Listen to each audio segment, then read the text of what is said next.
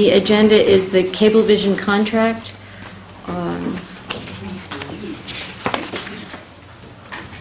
We haven't had a chance to talk about this with our town attorney present. We've all had a chance to look at it. Once we feel we've discussed it enough, the town, Mr. Bova will be able to write it up or make any changes to it, and then we have to have a public hearing. But I wonder if anybody has any comments, having looked at it, about anything in it.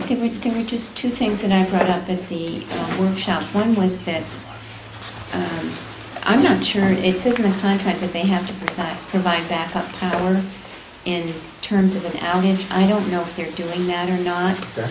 Also, they're supposed to notify us, Central Hudson and Verizon, if they do any additional boxes on poles. And I know that from the point of view of Verizon and Central Hudson, you know, day-to-day workmen, that seems not to be happening. And they have all these new big boxes with little green lights and separate meters that they're supposed to tell Central Hudson about in order to pay them for it. And I don't know if that's happening either.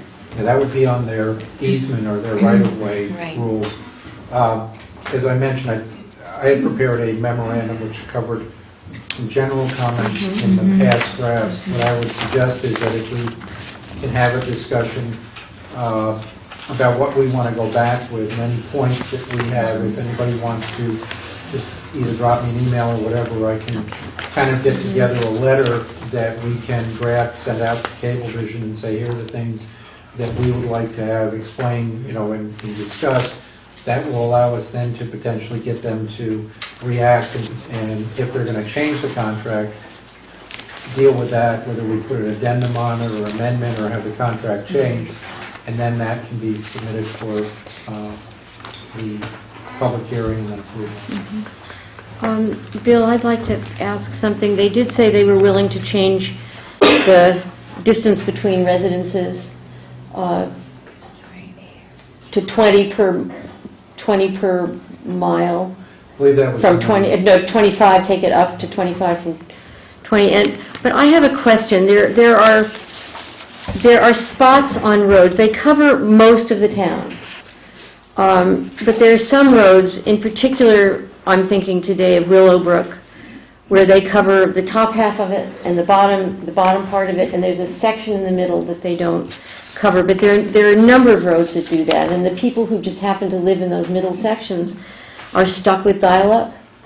Well, not necessarily. They could be, and I'm not completely familiar with the technology, but I believe that the dish setup would also allow for internet access in a way that there is a ability to have service over that. However, you know, what happens is essentially it's a provider issue that the Cablevision as a business has a general standing rule that it needs certain density in order to provide services.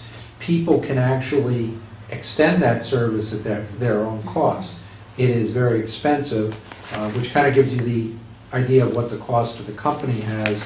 They're charging essentially what the company would pay for it in order to connect. And it is a franchise. If there is another franchise that is willing to come in and cable or cover more, then that's another alternative. They have, in some instances, covered more roads than their normal density requirements would have.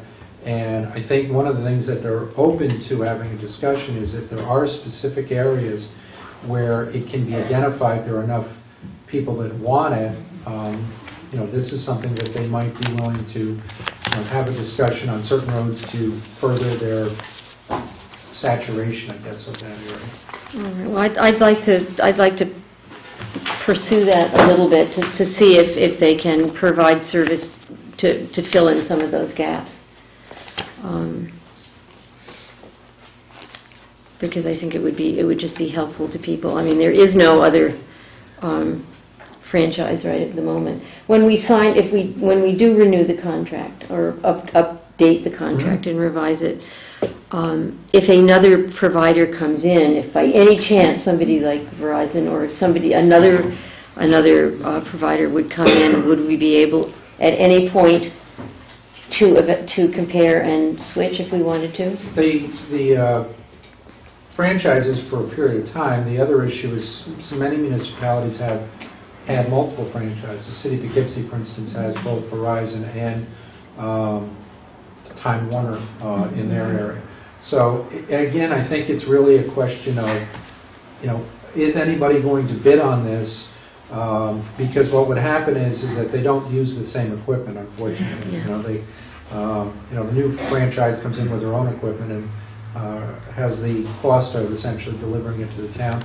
And one of the drags on, say, a Cablevision contract or a Time Warner contract is in more rural areas, the dish becomes more cost effective for a lot of people. So you don't get, whereas back in, say, middle 80s, early 90s when this first came in, there may be more people that wanted to do it. There are more options out there right now.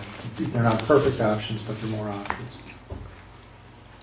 All right, so we should look this over again, having had this discussion. Send emails to Bill if there are any questions, and then discuss it at the next town board workshop.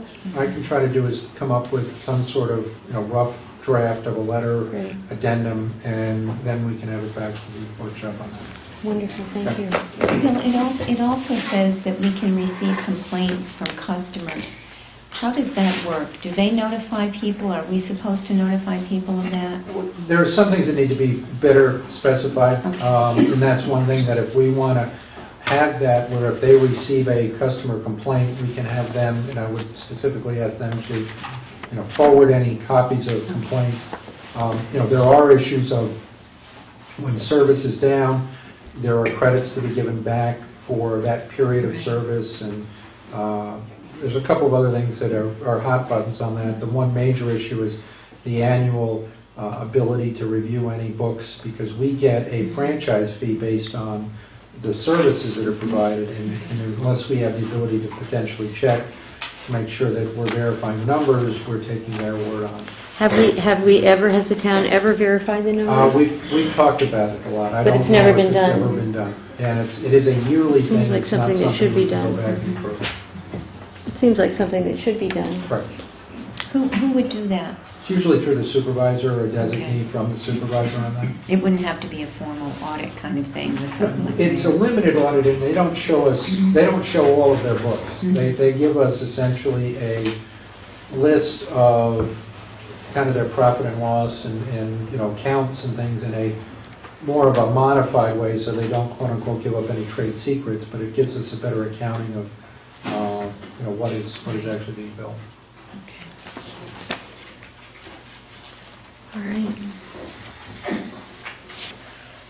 Anything else about this? Okay. This came in just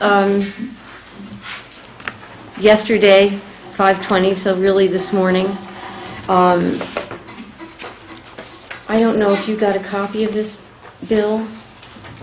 Wappinger Creek Watershed, they want to do a stream temperature study, and they want to include one part of Wappingers Creek, one of the streams that is in Stanford, that belongs